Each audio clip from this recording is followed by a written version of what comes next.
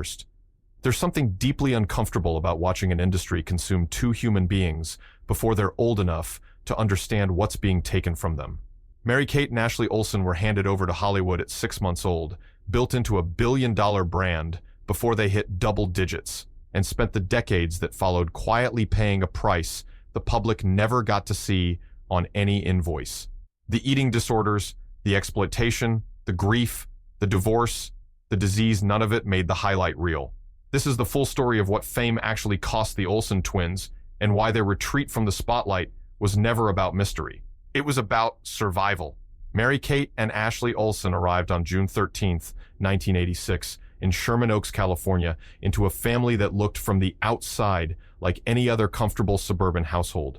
Their father, David, worked in real estate and finance. Their mother, Jarnette, managed the home. An older brother named Trent was already in the picture, and a younger sister named Elizabeth would come later, the same Elizabeth, who would eventually build her own acting career as an adult. For a short window, the Olsen household was just a household, noisy, ordinary, unremarkable in the best possible way. That window closed before the twins could form a single memory. 6 months into their lives, both girls were spotted at an open casting call for a new ABC sitcom called Full House. The show's creator, Jeff Franklin, noticed something unusual. First, about them, not a performance skill, not a look, but their comfort around strangers, which for a baby is genuinely rare and for a television producer, essentially priceless. Franklin cast them immediately, and with that, before they had learned to speak or walk or know what a camera was, Mary-Kate and Ashley Olsen became working professionals in the American entertainment industry. California's child labor laws placed hard limits on how long any minor could work per day, and for infants, those limits were even tighter. The production solution was to split the role of Michelle Tanner between both twins, rotating them in and out so that neither one technically exceeded the legal threshold on any given day. Audiences at home never knew the difference. Full House ran for 8 seasons, ending in 1995, and throughout every one of those seasons, the smallest Tanner was actually 2 different children trading shifts on a television set. By the time the show wrapped, Mary-Kate and Ashley had spent their entire conscious childhoods inside that arrangement. Robert Thorne entered the picture when the twins were 3 years old, brought in by their parents as a manager, and what followed was a total transformation of the family's trajectory. Thorne understood something many in Hollywood were only beginning to grasp, that these 2 girls weren't just child actresses, but a brand with nearly unlimited commercial reach.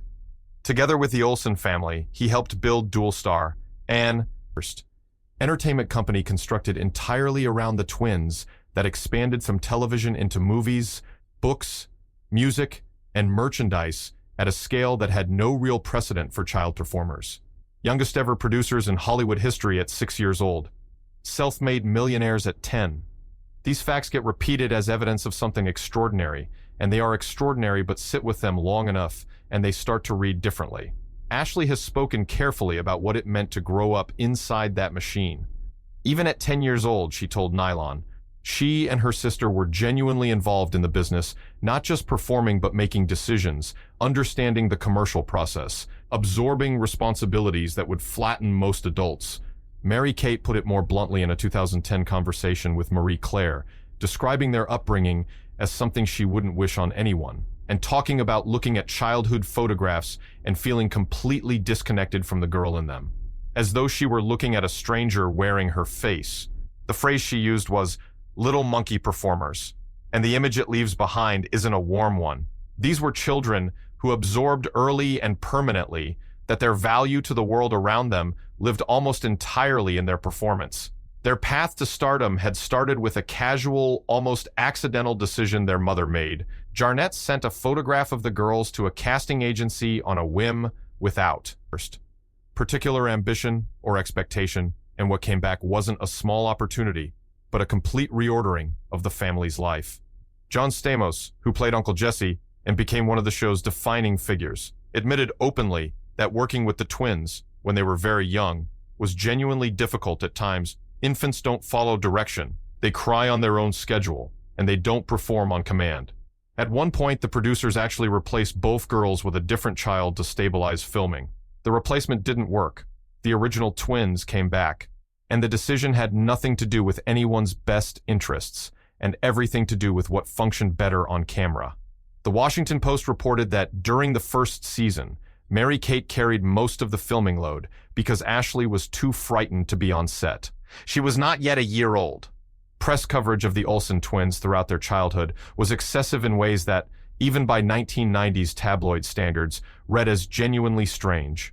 A 1991 Washington Post profile by journalist Jay Matthews mentioned his family's fascination with the twins, while casually dismissing their actual acting ability in the same breath, which captured the peculiar trap they inhabited famous enough to appear in national newspapers before kindergarten, but the coverage was never really about them as people. It was about the phenomenon of them, the spectacle, the brand.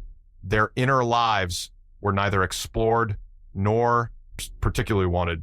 The year 1995 delivered two simultaneous blows. Full House ended after 8 seasons, closing the chapter that had defined everything the twins had ever known professionally. And in that same year, their parents Dave and Jarnette divorced, shattering whatever domestic stability had existed alongside the professional chaos. The collapse came from 2 directions at once, and the twins were 9 years old when it hit. Dave had been involved with a colleague from his earlier mortgage industry days, a woman named Mackenzie, before the marriage officially ended, and the affair drove the split. Within a month of the divorce being finalized, Dave married Mackenzie, moving fast enough that the wedding arrived before anyone had fully processed the separation. Ashley chose to stay with her mother rather than attend. Mary-Kate went. Both girls were 9 and already navigating the kind of loyalty arithmetic that no child should ever have to do. Dave maintained publicly that his daughters were handling everything well. Jarnette kept her feelings private. Mary-Kate mentioned the following year that she and Ashley still went to school, had sleepovers, spent time with friends' normal childhood activities, offered as proof that life was fine, when in fact the ordinary business of childhood had always been secondary to everything else their lives required of them. As the twins moved through their teenage years, the scrutiny didn't ease, it evolved into something more, specifically troubling. The early 2000s brought the expansion of internet culture, and with it, something ugly. Websites that ran countdown clocks to the moment Mary-Kate and Ashley would turn 18, explicit about their purpose, generating significant traffic, discussed in mainstream media without particular alarm. The twins were minors throughout. The people running those sites knew that. The broader cultural response was largely indifferent. Ashley spoke later about what it felt like to be asked about her virginity by a journalist before she was of legal age in a professional interview setting, as though the question were reasonable. She called it her worst nightmare. That the question was asked at all and published tells you something specific about how the industry and press collectively categorized these 2 young women not as people with a right to privacy, but as public property whose most intimate details belong to anyone curious enough to ask. The invasion took more concrete form when Ashley sued the National Enquirer for $40 million over a photograph and headlined that falsely implied she had passed out from drug use. The publication issued an apology and correction. The damage to her reputation and her sense of safety in the world couldn't be undone by a printed retraction.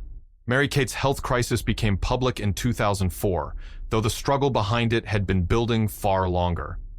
Just after her high school graduation, as she prepared to begin her first semester at NYU, she entered a rehabilitation facility for treatment of an eating disorder. Her father and therapist had intervened out of genuine fear, and a source speaking to people described the decision plainly.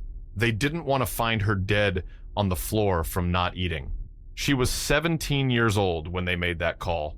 What made it particularly devastating was how completely she had hidden it. Denny Gordon, the director of New York Minute released that same year, recalled sharing meals with her regularly and noticing nothing that alarmed him. Dr. Drew Pinsky, who appeared in the same film, said the same thing.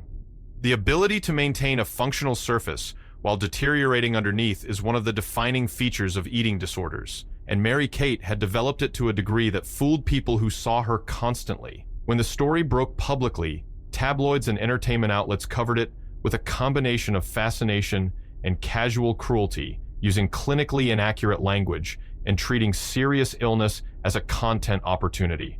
The Oprah Winfrey Show appearance a few months later went in a direction many found troubling. Oprah, whose reputation for empathy had been carefully built over decades, pressed Mary-Kate about the eating disorder rumors directly during the interview, asked about dress sizes, pushed past Ashley's polite attempts to redirect the conversation, and turned what might have been a careful, dignified exchange into something that served the audience's curiosity more than Mary-Kate's dignity. None of it was malicious, most likely, and none of it was appropriate either. Mary-Kate addressed her anorexia directly in a 2008 conversation with Elle, 4 years after her hospitalization, describing the difficulty of asking for help honestly and the choice to stop moving through life with her eyes shut. The statement was measured and clearly hard-won, the kind of thing you only say after years of working through something in private. Recovery had happened, largely, in the middle of intense public scrutiny and without the privacy that recovery typically requires. The NYU chapter collapsed quickly. Both twins enrolled in September 2004, and they invested in a $7.3 million West Village penthouse rather than attempt dormitory life, a choice that reflected both their financial reality and the impossibility of blending into any ordinary student environment. Mary-Kate began skipping classes. Rumors circulated about a second treatment stay. She took a leave of absence. Ashley followed not long after. The dream of college as a place to simply be young and unknown among other young people never had a real chance of surviving contact with what their actual lives required. Spencer Pratt, who built his minor celebrity on manufactured conflict through the reality show The Hills, announced publicly in 2007 that he had earned $50,000 by selling a candid photograph of Mary-Kate drinking at a party. He seemed genuinely pleased about it and followed up with gratuitously unkind commentary about her afterward. The episode was one illustration among many of a consistent reality. There was an active and profitable market for images and information about the twins. People in their orbit were constantly calculating what they could extract and sell, and the twins had limited ability to protect themselves from it, even as adults with resources and legal teams. The connection between Mary-Kate and Heath Ledger became one of the most painful chapters in her public life, and it arrived without warning in January 2008. Reports indicated they had been casually seeing each other for roughly 3 months before his death, not a serious romantic commitment by any account, but a real connection between two people who appeared to genuinely enjoy each other's company. When Ledger was found unresponsive in his Manhattan apartment, his masseuse Diana Wallison used his phone to call Mary-Kate twice before dialing 911. Mary-Kate was in California at the time. She reportedly promised to send her private security to help.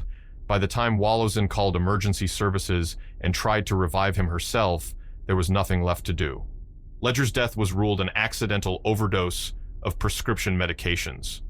Investigators sought to speak with Mary-Kate in the aftermath, and she declined to cooperate without immunity from potential prosecution, a legally sound decision that any attorney would first have advised, but one that generated enormous negative press coverage and public suspicion that proved difficult to shake. The investigation closed without charges, having determined there were no viable targets for prosecution. The association, though, lodged itself in public memory, and Mary-Kate carried its weight for years. The retreat from acting wasn't announced. It happened gradually, then completely. A small role in the 2011 film Beastly was Mary-Kate's last screen appearance of any note, and after that, both twins simply stopped showing up in the spaces they had always occupied. Events they chose to attend became deliberate and selective. The Met Gala, Fashion Week occasions where they controlled the terms of their visibility and appeared in service of their own projects rather than anyone else's agenda. The Fuller House reboot launched on Netflix in 2016 without them, to the audible disappointment of fans and producers alike. They weren't interested in revisiting that chapter, and they said so without apology. The Row, the luxury fashion label they founded in 2006, had by this point grown into one of the most respected brands in high-end minimalist design. Industry critics and insiders celebrated its craftsmanship and its refusal to chase trends. Dresses regularly sold for around $6,500.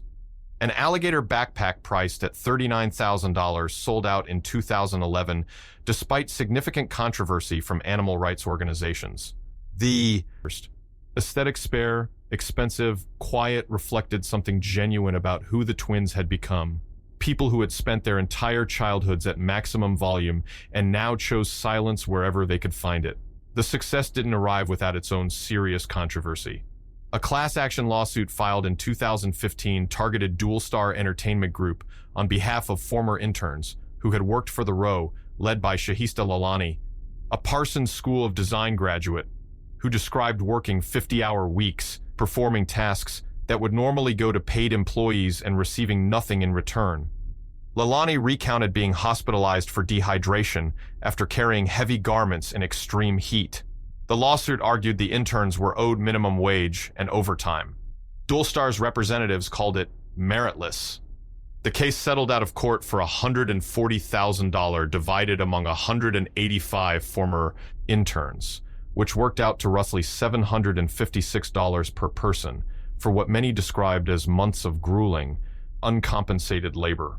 Mary-Kate's marriage to French financier Olivier Sarkozy, the half-brother of former French President Nicolas Sarkozy, and nearly 17 years her senior appeared to function for a time before it began to fall apart in ways that were specific and ugly. April 2020 brought the divorce filing, and COVID-19 had suspended divorce proceedings in New York City as part of its emergency measures, which meant Mary-Kate first had to petition for an emergency exception to that suspension. Her reasoning wasn't abstract.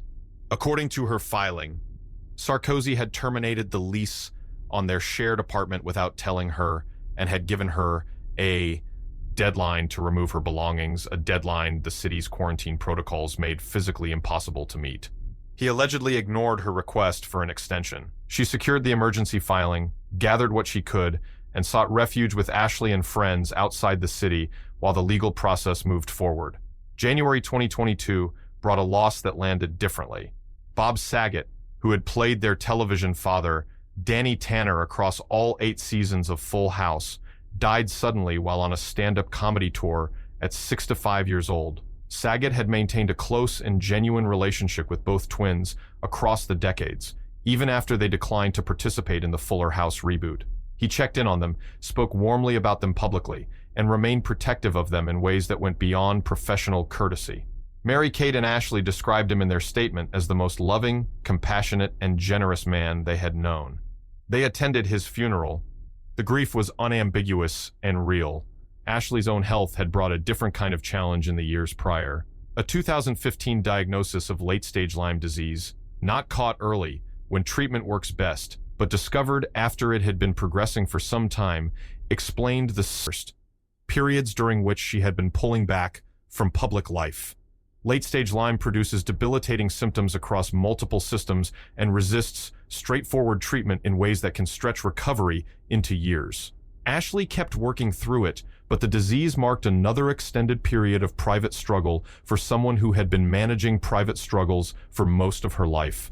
A 2016 complication from a cosmetic surgery procedure added another chapter. The complication involved necrosis, causing her face to swell, bruise, and discolor severely, and treatment required intensive hyperbaric oxygen therapy over an extended period. People close to her described the experience as deeply unsettling. She indicated afterward that she would be more careful in the future, but remained open to similar decisions. The episode was one more entry in a long record of a body under unusual pressure and an identity navigated under conditions that would break most people. What the full arc of their lives reveals, when you look at it whole, rather than in the carefully managed fragments the public has always been offered, is a story more sobering than either the fallen child star narrative or the triumphant reinvention version that gets told in fashion magazines. These are 2 people handed to an industry at 6 months old, built into a machine they never chose but learned to operate with extraordinary skill, and made to pay for their fame in ways that were never listed alongside the profits, the eating disorder, the exploitation, the grief, the divorce, the disease, the harassment, the countdown clocks. None of it was in the original deal because there was no deal. Only 2 infants dropped into a role before they could consent to anything. The oversized coats and the dark sunglasses and the cigarettes and the deliberate distance from social media and public access are not affectations or calculated mystique. They are what you wear when you've spent your entire existence being consumed by something that never once asked how you were doing. And the silence they've chosen since stepping away isn't mysterious. It's the most reasonable thing about them.